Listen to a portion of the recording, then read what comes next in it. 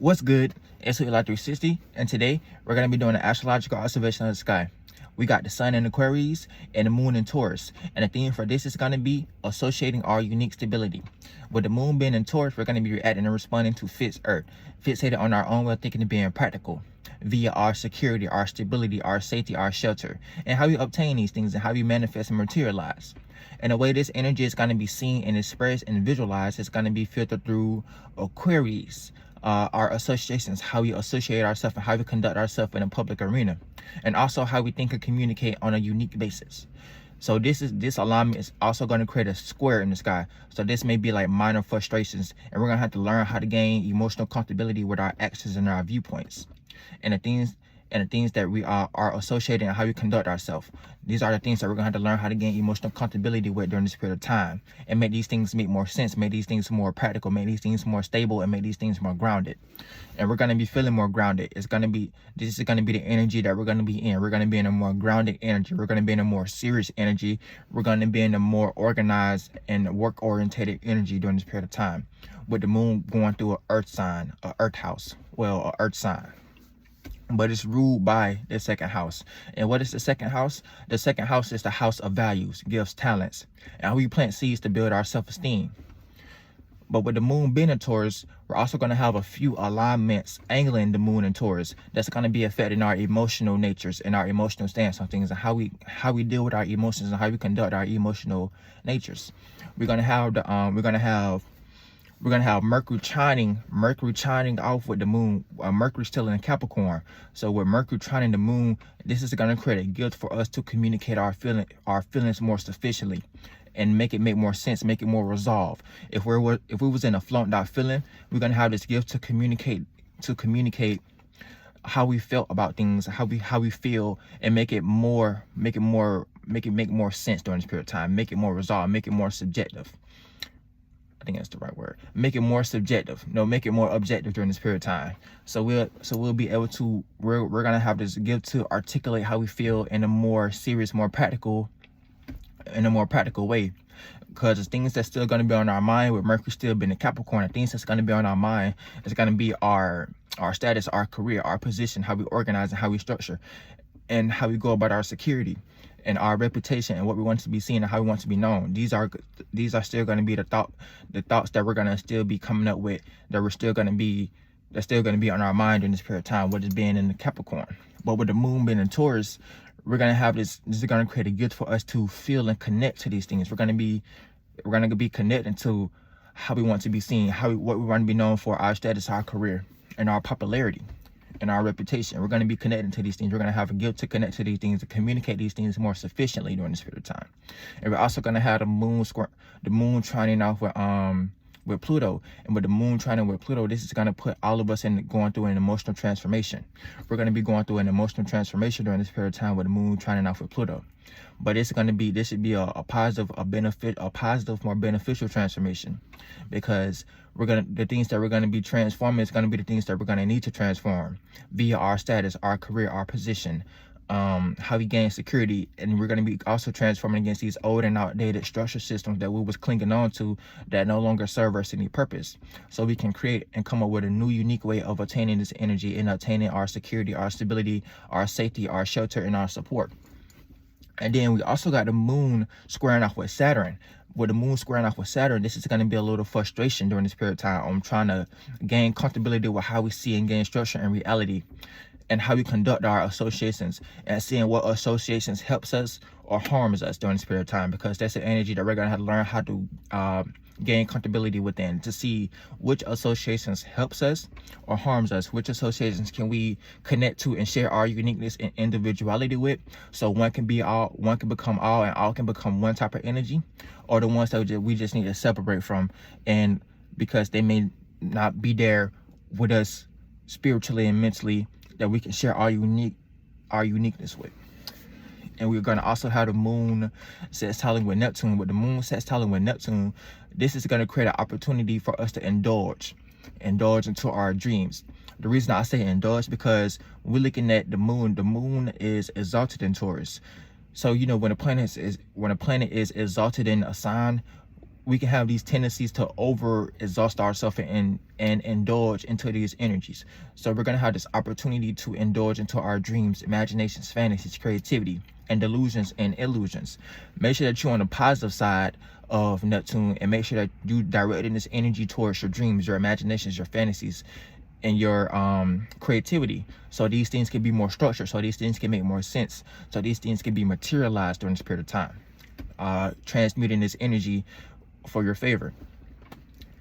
And we also got the moon sextiling with Venus, and with the moon sextiling with Venus, we know Venus has now entered Pisces, and Venus is exalted in Pisces. So we got this, this is going to create an opportunity for us to indulge into our pleasures, our love matters, how we express our love, how we receive love, how we relate, and how we compromise.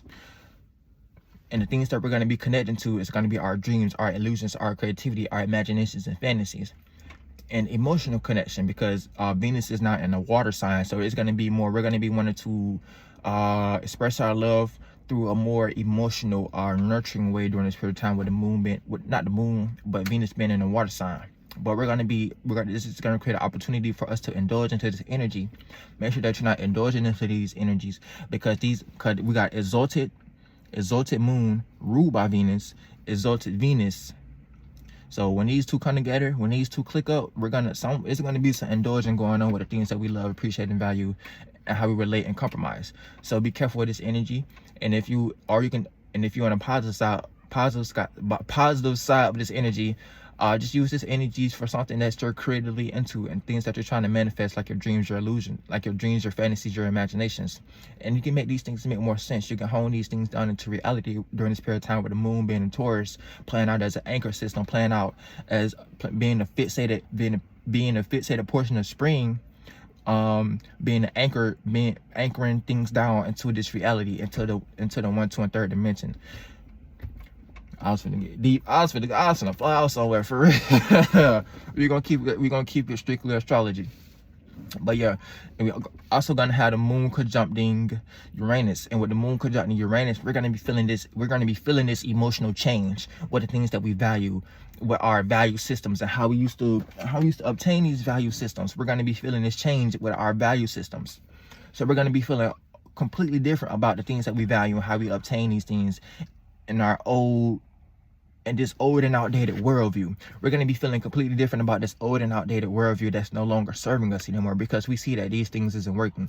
It's time for us to change. It's time for us to be the examples. It's time for us to be the leaders. It's time for us to be this new consciousness that takes over, because it's the age of Aquarius now. So we all got to get the program now.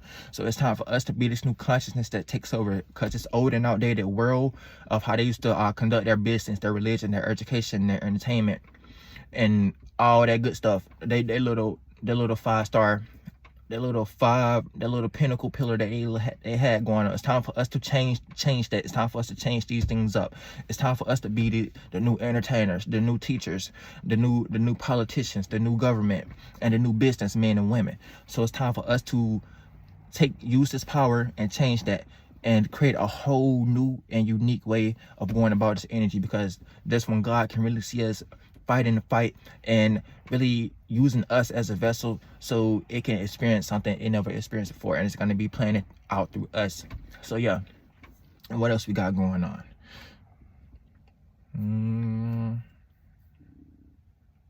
I think that's really it though. For real, we got 8 minutes. Yeah, we finna break down. We still finna go deep. We still got since the moon is in Taurus, we're gonna have Mars playing as a fatal attraction, and Jupiter and Chiron playing as a fatal attraction. So we're finna get into this Jupiter energy. With Jupiter being in Aries, we're gonna be birthing new experiences, and these experiences may play out as unfamiliar, extreme, uncomfortable, new, individual, alone, and selfish. So this is how all of our experiences are going to be during this period of time, with Jupiter being in Aries. But this is going to be birth of new experiences. We're going to be wanting to experience new things. We're going to be wanting to experience new passions, new motivations, new goals, and new desires. And we're going to be wanting to experience new creativity, new creative endeavors that we are into. So these are going to be the things that we're going to be trying to birth to become new via our experiences, and how we develop morality, and how we learn, and how we expand within the mind, how we extract wisdom and knowledge and place down new meanings and reasons like a puzzle piece. So these are going to be the things that we're going to be trying to birth new, and it's going to be built more around our passions, our motivations, our goals, and our desires. And then with Chiron being in Aries, Chiron is how we're going to be making mistakes and how we're going to be seeing mistakes.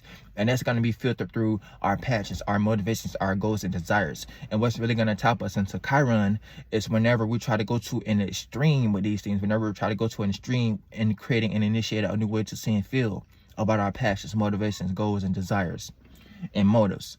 So that's going to tap us into when we try to be too much of an individual with creating a new way how to see and feel. That's going to tap us into making a mistake.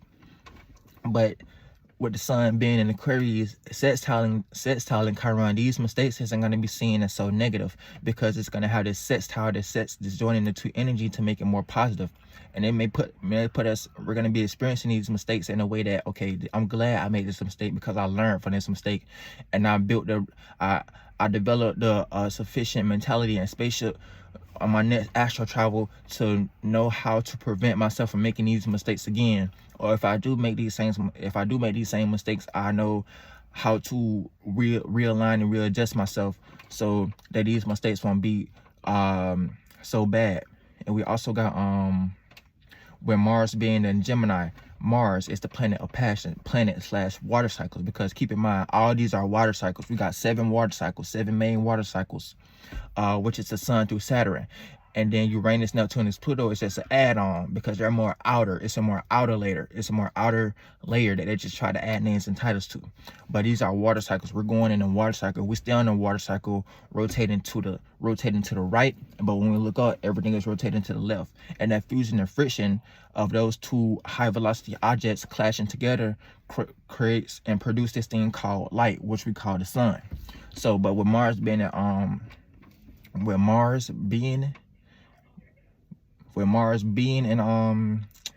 Gemini, hold on.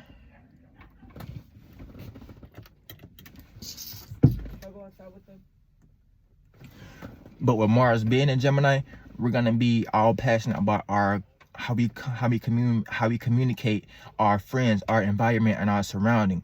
This is how our passions, motivations is going to be playing out during this period of time via our friends, environment, surroundings, what's familiar, and what's familiar in our friends and our environment. So this, and how we communicate and how we convey ideas and how we network with each other. So, but yeah, it's been Eli 360. I hope y'all enjoyed this video. Peace. Make sure that y'all drop y'all sun, moon, and ascendants and down below in the comment. If y'all got any questions or inquiries, DM me. Y'all can go to my email, ElijahRichardson2020@gmail.com. But yeah, peace.